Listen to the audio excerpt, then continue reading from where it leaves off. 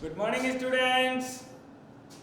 स्वागत है आप सभी का हमारे ऑनलाइन स्टडी पॉइंट पर, जिस पर हम पढ़ रहे थे फिजिक्स। और फिजिक्स में अपना टॉपिक चल रहा था इलेक्ट्रिक फील्ड। इलेक्ट्रिक फील्ड के बारे में हमने कहाँ तक स्टडी कर ली थी? कूलाम्ब लॉ पढ़ लिया था, और कूलाम्ब लॉ के बाद में कूलाम्ब लॉ का वेक्टर रिप्रेजेंटेशन किया। वेक्टर रिप्रेजेंटेशन करके कुछ न्यूमेरिकल्स करे थे। आज हम पढ़ते हैं principle of superposition for Coulomb law, या फिर आप कहना चाहो कि if the forces are more than 2 then what will be the net force by these forces on a particular charge. So our topic is electric field.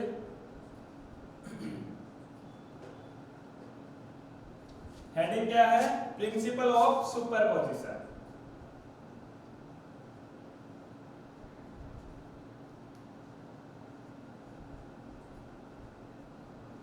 Principal of superposition. Superposition क्या होता है? देखो, नाम आपने सुन रखा है और वर्क भी आपने इस पे कर रखा है कि सुपरपोजिशन क्या होता है। अगर एक कोई फोर्सेज है, एक इधर से कोई फोर्सेज है, दो फोर्सेज की लाइन ऑफ एक्शन अगर एक दूसरे पे मीट कर रही है किसी पॉइंट पे, तो उस पॉइंट पे क्या होगा?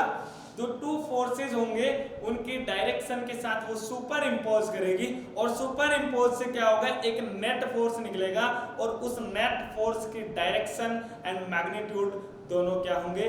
डिफरेंट होंगे।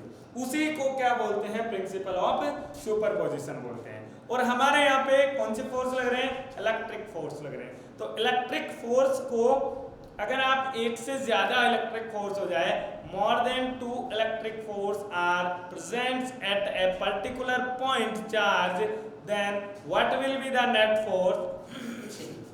Let's say according to this principle, according to this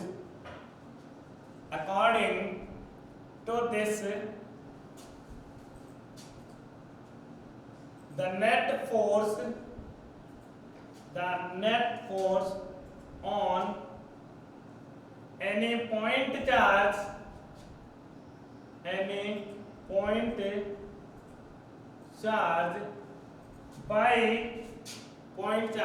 by other point charges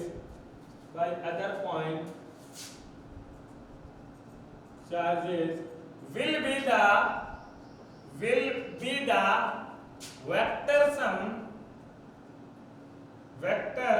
sum of all forces acting on the point charge, यानी किसी भी पॉइंट चार्ज के ऊपर जितने फोर्सेस एक्ट कर रहे हैं उन सब फोर्सेस का एक वेक्टर सम करेंगे, और वो वेक्टर सम किसके इक्वल होगा? नेट फोर्स के इक्वल होगा। So net force, what will be the net force? The net force on any point charge will be equal to vector sum of total forces acting on that point charge. Clear है? Write down कीजिए इसको। चलो इसको एक बार मिला देते हैं, अपना डेरिवेशन थोड़ा लंबा होगा इसलिए।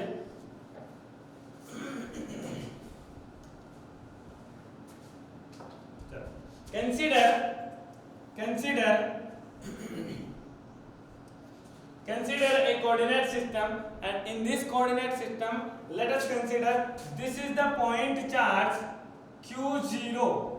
This is the point charge q0 upon which we have to find out the net force by other point charges.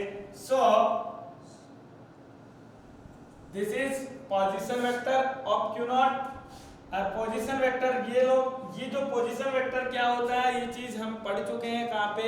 जब हमने वेक्टर रिप्रेजेंटेशन किया था कूलाम्ब लॉ का। तो कूलाम्ब लॉ के वेक्टर रिप्रेजेंटेशन में ये चीज आप स्टडी कर चुके हो। सो यहाँ पे r0 is the position vector of q0. Let us consider another point charges, that is q1, q2, q3 and qn. Qn. Clear है? The position vector of Q1 will be R1 and the position vector of Q3 will be R3. The position vector of Q2 will equal to R2 and the position vector of Qn will be Rn. Clear है? We have to consider a point charge Q0 upon which the net forces we have to find out. That's why we consider Q1, Q2, Q3 charges and these having a position vector R1, R2, R3 and Rn. Clear है? अगर ये position vector है तो Q0 के ऊपर Q1 force लगाएगा, ये force apply करेगा तो इसकी ये लाइन ऑफ एक्शन होगी and this force acting on Q0 acting by Q1. So this force will be F01 and by point charge Q2 से फोर्स लगाएगा इस Q0 के ऊपर और फोर्स किसके ऊपर लग रहा है? किसके ऊपर लग रहा है? 0 पे. कौन लगा रहा है? 2. So this will be F02. Similarly, Q3 will be applying a force on Q0 and this force will be equal to F03. F03 and again Qn will applying a force on Q0 and this force will be equal to F0n. And if we have to find out the net force on the charge Q0, this net force will be equal to the vector sum of all the forces acting on the point charge Q0. Clear है? चलो क्या होगा इसके ऊपर net force इसके ऊपर लगने वाले सभी फोर्सेस का एक वेक्टर सम करेंगे और वो वेक्टर सम फाइनली किसके इक्वल होगा? इसके ऊपर लगने वाला नेट फोर्स. अब नेट फोर्स की वैल्यू इन सबसे अलग होगी. क्यों अलग होगी? क्योंकि इनकी डायरेक्शन अलग अलग है. डायरेक्शन अगर अलग अलग है तो जब भी आप इनका एडिशन करोगे तो some forces are cancel out due to opposite direction. Clear है? और अपोजिट डायरेक्शन अगर हो रही है तो अपोजिट डायरेक्शन से हट जाएंगे, कम हो जाएंगे, ज्यादा हो जाएंगे and the net direction will also be different from the initial. Clear है? चलो write down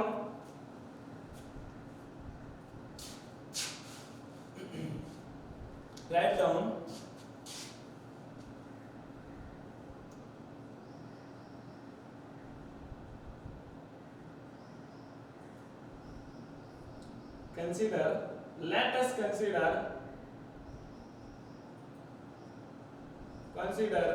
a point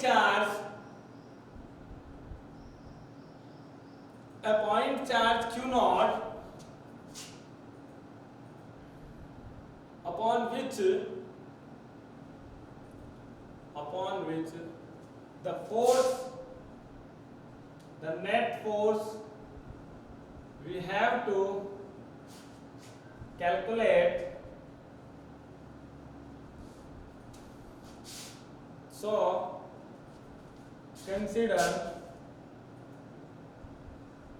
another point charges Q1, Q2, Q3, Qn, Q1, Q2, Q3, Qn having position vector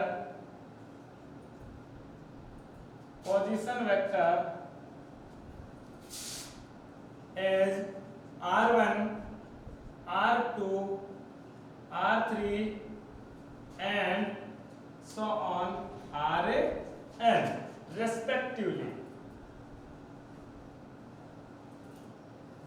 The forces we have to calculate the all forces, that is F01, F02, F0n 3. So write down Q1 charge will apply a force on Q naught will be equal to F01. Q1 charge will apply a force on Q naught will be equal to F01 and F01 will equal to Q1 Q2 upon R.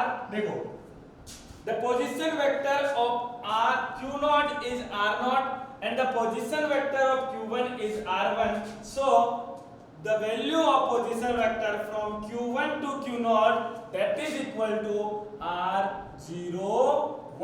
That is R01. So K Q1 Q2 upon R01 whole square multiply R01 cap.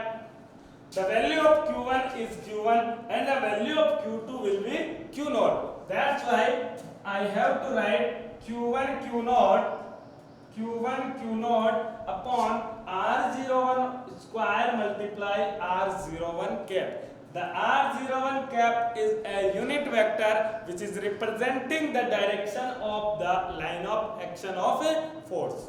Clear है? So F01 will be K Q1 Q naught upon R01 cube dot R01 vector. If we have to change the R01 unit vector into the vector, so R01 cap will be equal to R01 vector upon R01 modulus. Clear है? As we know, we studied in class 11 chapter number vector. Clear है? Write down कीजिए इसको एक बार, फिर हम रब करते हैं इसको. F01 अपने पास आ चुका है जिसकी वैल्यू है K Q1 Q naught upon R01 cube dot R01 vector. Clear है? चलो आगे करते हैं.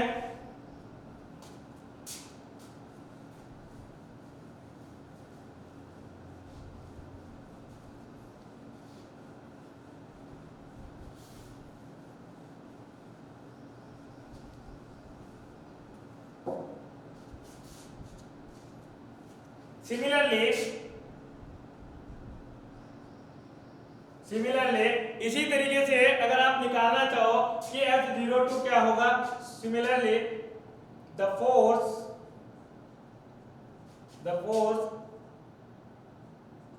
acting on Q naught by Q2 will be F02 and F02 will also equal to K Q2 Q naught upon R02 modulus square multiply R02 cap.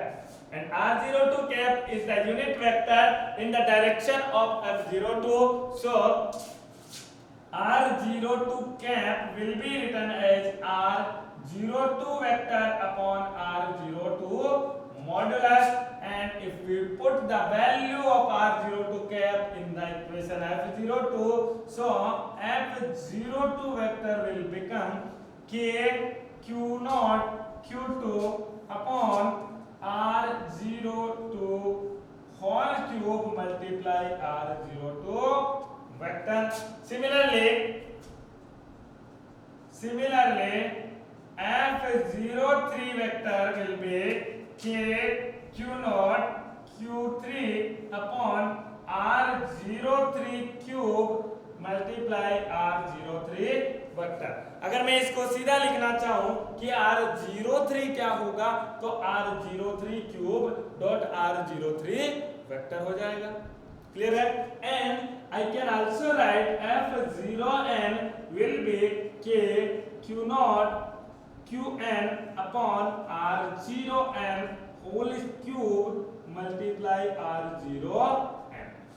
Remember that ये cube के proportional नहीं है, inversely proportional. आप बोलो कि cube के inversely proportional हो रहा है, नहीं हो रहा। अगर आप क्यूब के इनवर्सली प्रोपोर्शनल कर दोगे तो गलत हो जाएगा। क्लियर है? चलो करो इसको, राइट डाउन नाउ।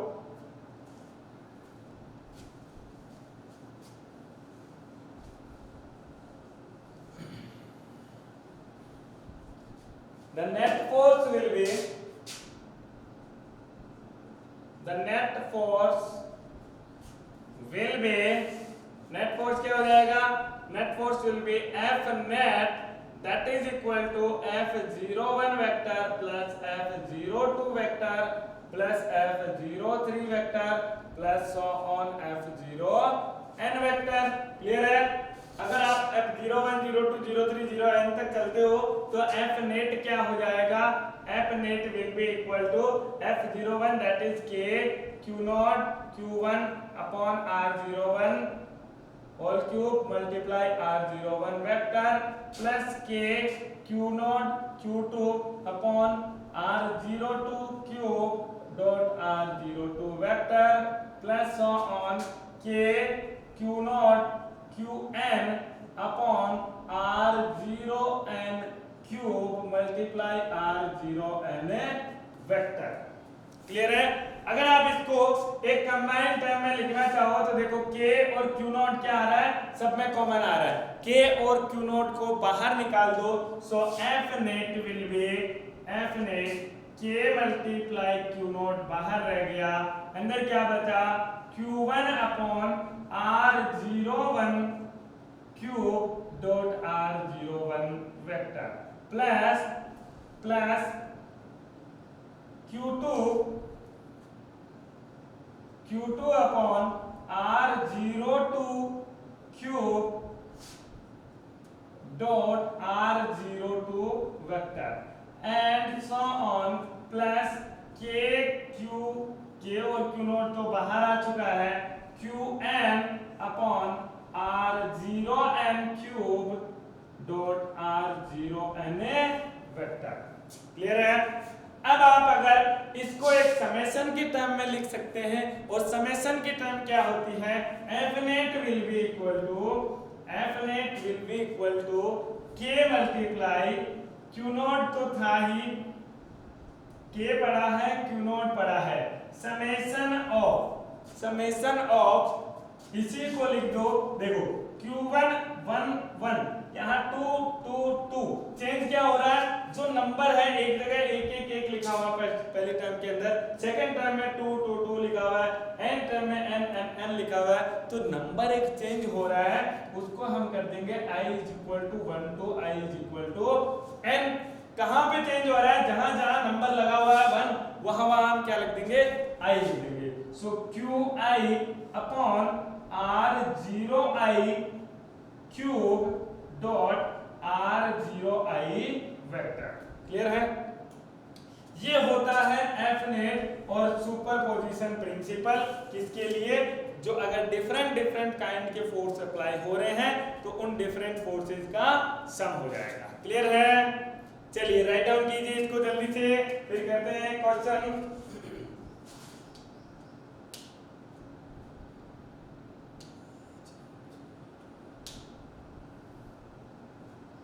चलिए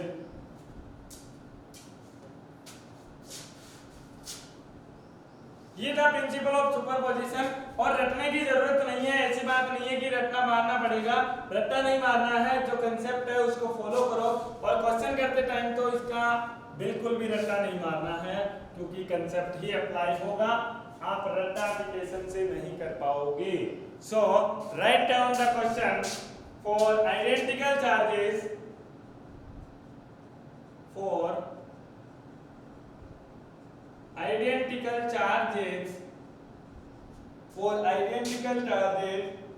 each of charge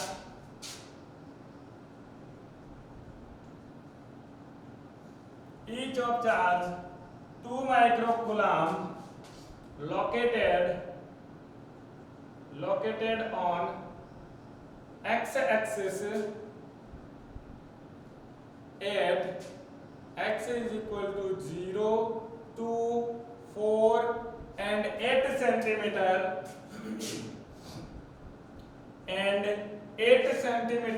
then find the force, net force, find the net force on charge at 2 centimeter.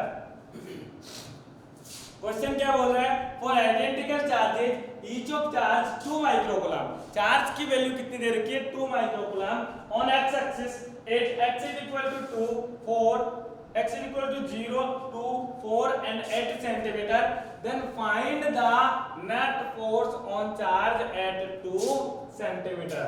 Then find the charge net force on the charge 2 centimeter. जो charge 2 centimetre के ऊपर रखा हुआ है उसके ऊपर net force कितना लगेगा? करने की कोशिश करें, एक बार क्वेश्चन को उतारें, वीडियो पॉज करें और इस क्वेश्चन को सॉल्व करें। अगर गलत होता है तो कोई दिक्कत नहीं है, सही होता है तो बहुत बढ़िया बात है।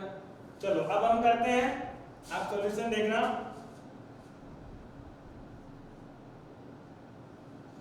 सबसे पहले क्वेश्चन के अंदर दिया क्या है?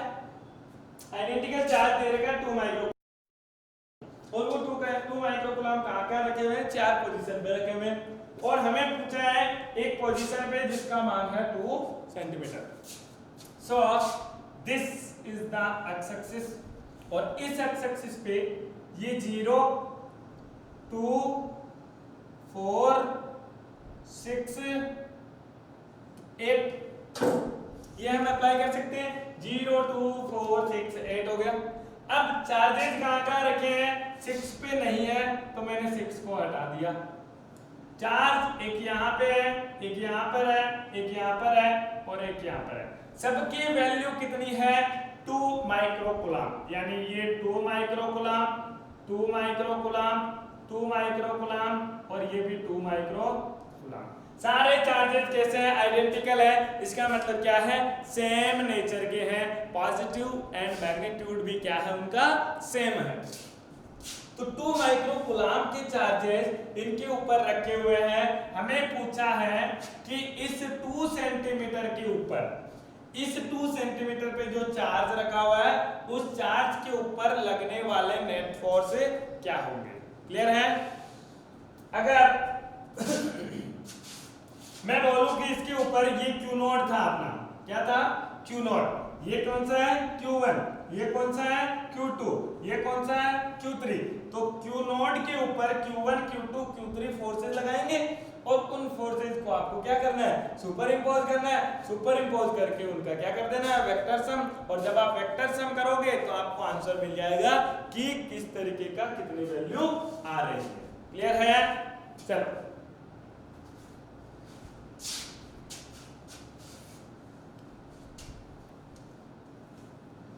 so given that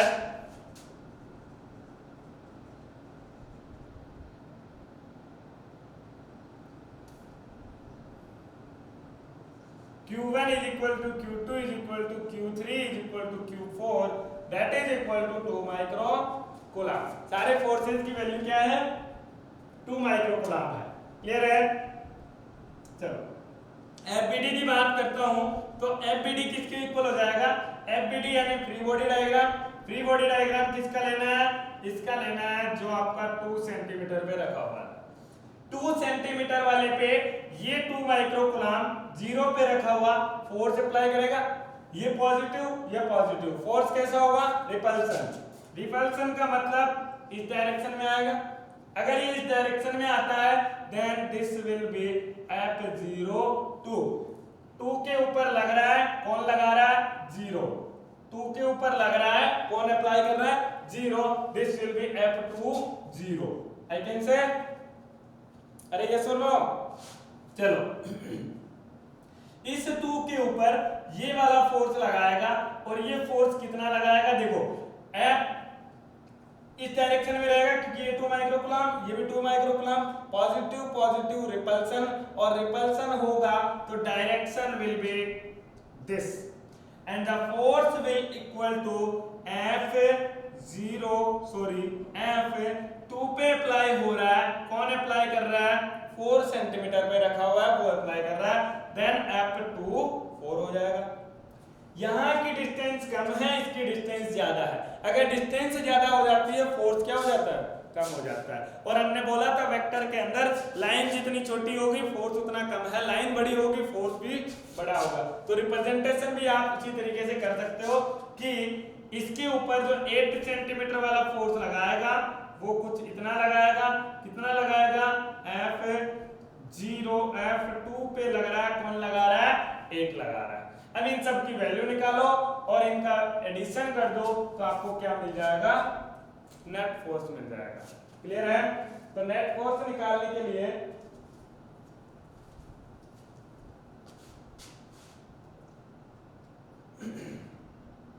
for F20 Q2 will be equal to 2 microcoulomb and Q0 is equal to 2 microcoulomb. R will equal to, R कितनी है 0 से 2 के लिए, 0 centimetre 2 centimetre, then R will be equal to 2 centimetre. Clear है? R हो जाएगा 2 centimetre और चलो 2 सेंटीमीटर को हम कैसे लिखते हैं, 2 मल्टीप्लाई 10⁻⁻2 मीटर। मीटर में अगर कन्वर्ट करते हो तो कितनी आ जाएगी, 2 मल्टीप्लाई 10⁻⁻2 मीटर। क्लियर है? अब हमें वेक्टर सम करना है, इसलिए पूरी कैलकुलेशन हम लास्ट में करेंगे, उससे पहले तक सिर्फ हम वैल्यू पुट करेंगे। क्लियर है?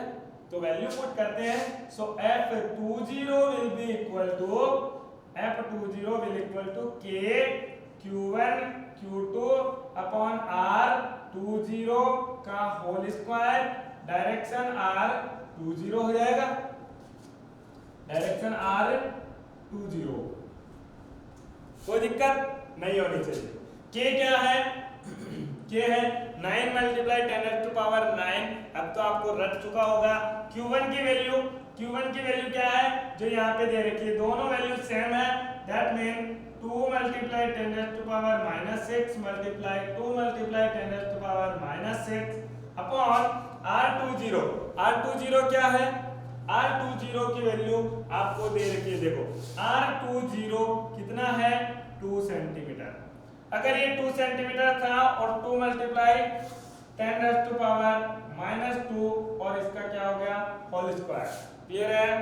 मल्टीप्लाई यहां देखो ये है cap, R20 direction, R20 direction कौन सी डायरेक्शन है, प्लस आई कैप है या नहीं है, देखो फोर्स इस डायरेक्शन में लग रहा है, और अगर फोर्स इस डायरेक्शन में लग रहा है इसका मतलब क्या हो गया, i cap positive. So I can write this will be i cap. Clear है? Plus x direction, that mean positive i cap. Again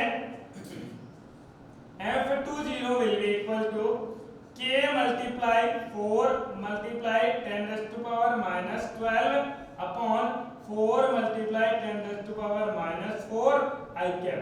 इसको यहीं पे छोड़ दो और इसके ऊपर इक्वेशन नंबर 1 अप्लाई कर दो। क्लियर है? नाउ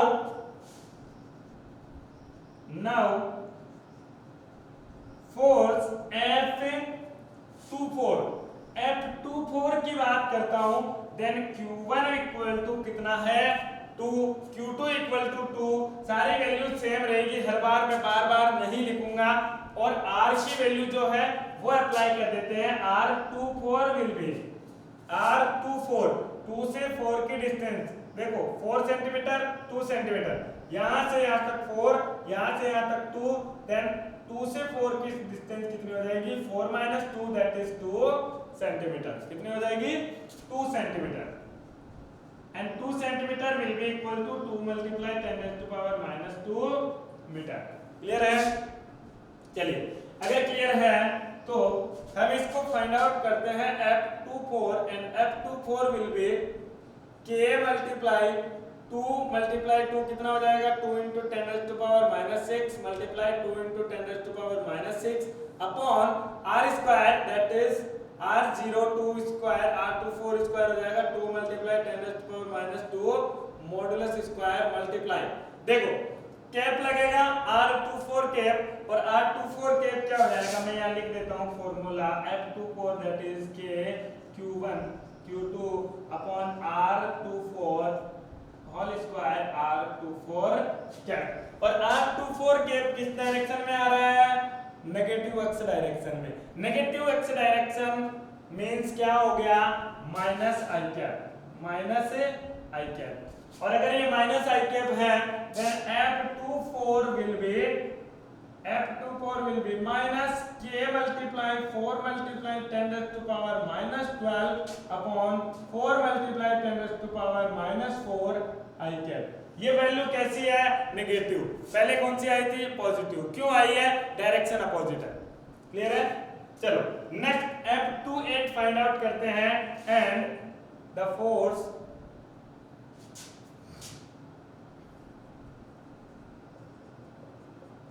विल बी, F28 की बात करूंगा, कितना आ जाएगा, K Q1 Q2 upon R28 vector multiply R28 cap हो जाएगा। Then F28 will be equal to K multiply 4 multiply 10 raised to power minus 12। Directly लिख रहा हूं क्योंकि वैल्यू Q1 Q2 की हर जगह सेम रहेगी।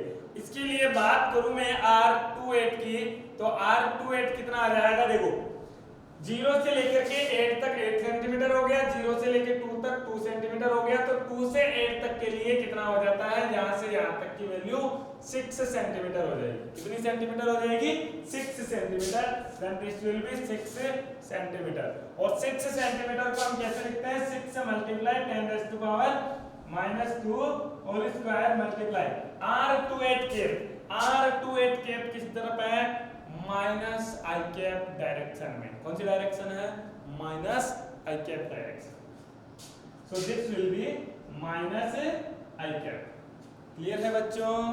चलो इधर देख लो, F28 इक्वल टू क्या हो जाएगा, K multiply 4 multiply 10 raise to power -12 upon 36 multiply 10 raise to power -4 I cap.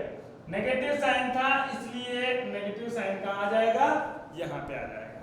यहाँ तक किसी को कोई दिक्कत नहीं होनी चाहिए। इसको एक बार उतार लीजिए। मैं ये वाली वैल्यू मिटाने जा रहा हूँ, ये मिटाऊंगा और उसके बाद आपको यहाँ पे सॉल्यूशन मिल जाएगा। चलो मिटा दूं।